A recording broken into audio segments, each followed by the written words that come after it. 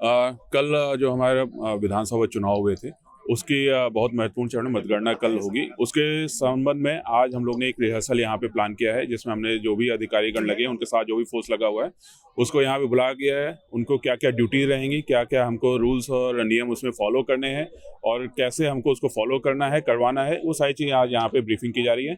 इसके बाद यहाँ से ड्यूटी के वितरण के बाद ये अपने अपने स्पॉट्स पे देखेंगे कहाँ कहाँ इनकी ड्यूटी लगी है और वहाँ पे पुनः इनकी पॉइंट टू पॉइंट ब्रीफिंग की जाएगी, ताकि किसी प्रकार का कोई कंफ्यूजन और कोई संदेह किसी के मन में ना रहे। इसमें करीब जो अगर हम अंदर और नो मैच लैंड की बात करें तो करीब 300 से 400 का बल यहाँ पे लगा हुआ है। सर, यातायात व्यवस्था भी रूट उसके डाइवर्ट किए बिल्कुल, जैसा कि हमने अभी मीडिया के माध्यम से, आप सबके माध्यम से इसमें प्रचारित करने का किया है। जो मतगणना स्थल यानी कि इंजीनियरिंग कॉलेज है, इसके दोनों साइड बैरिकेड्स लगे रहेंगे और इस रूट पे कोई भी वाहन परमिटेड नहीं रहेगा। तो इसके लेके हमने डाइवर्जन प्लान भी प्लान कर रखा है और सभी को बता रखा है। आप लोग के माध्यम से पुनः बताना चाहूँगा कि इस रूट पे कोई भी वाहन अलाउड नहीं रहेगा और जिनको भी पासेज हैं, चाहे वो मतगणना एजेंट्स हैं या ऑफिशियल्स हैं जो मतगणना कर रहे हैं, वो उनकी गाड़ी यहीं पे सामने पार्क होगी और उसके बाद फिर वहाँ यहाँ पे पैदल आएंगे। ये पूरा एरिया पेडिस्ट्रियन जोन रहेगा।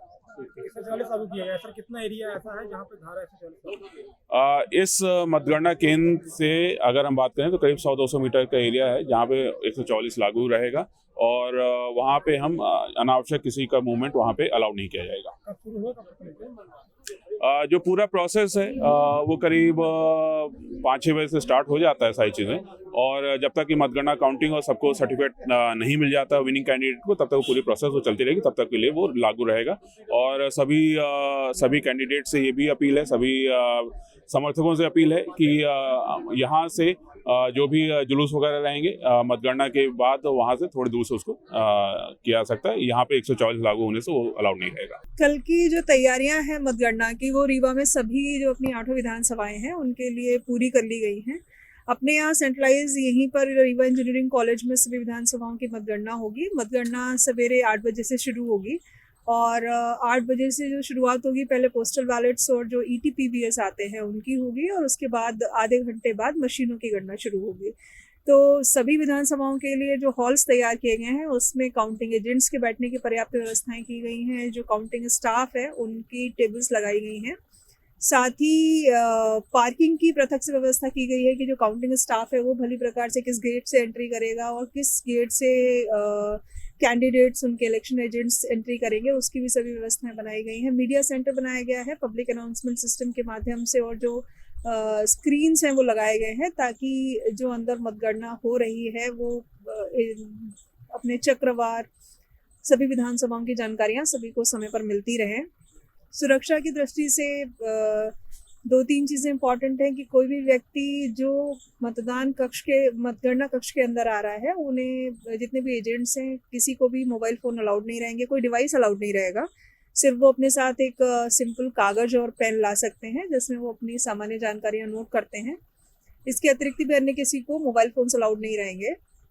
जो अपने पार्किंग के स्थल हैं वो भी अपना जो काउंटिंग सेंटर है उससे दोनों तरफ काफ़ी पर्याप्त दूरी पे बनाए गए हैं ताकि किसी भी प्रकार की असुविधा किसी को ना हो। तो इस प्रकार की व्यवस्थाएं लगभग जो आयोग के दिशा निर्देश हैं काउंटिंग को लेकर, चाहे वो सुरक्षा व्यवस्था हो, चाहे लॉजिस्टिक्स हो या काउंटिंग अनइंटरप्टेड स्मूथली निष्पक्ष तरीके से कैसे होगी, इसकी सभी व्यवस्थाएं हम लोगों ने कर ली। कितनी टेबल लगाई गई हैं, कितने चरण में? अपने यहाँ प्रत्येक विधानसभा में 14 टेबल्स लगाए गए हैं और चूंकि 8 विधानसभाओं में मतदान केंद्रों की संख्या अलग अलग है तो अपने यहाँ जो मिनिमम राउंड्स हैं वो 17 हैं और मैक्सिमम राउंड अपने 21 तक जाएंगे। अपने यहाँ मनगवां सबसे बड़ी विधानसभा है। अगर हम लोग बात करें मतदान केंद्रों के हिसाब से तो मनगवां में 21 राउंड के आसपास अपने रहेंगे। तो और इसके अलावा जो पोस्टल बैलेट्स हैं उनके लिए पृथक से टेबल्स लगाई गई हैं। रीवा में पोस्टल बैलेट की संख्या चूंकि ज़्यादा है तो वहाँ पर अपनी जो गणना टेबल्स हैं वो भी पोस्टल बैलेट की ज़्यादा हैं। सभी ऑब्जर्वर्स भी आ चुके हैं अपने रीवा जिले में, तो इस तरीके से इनकी भी सभी तैयारियां पूरी कर ली गई।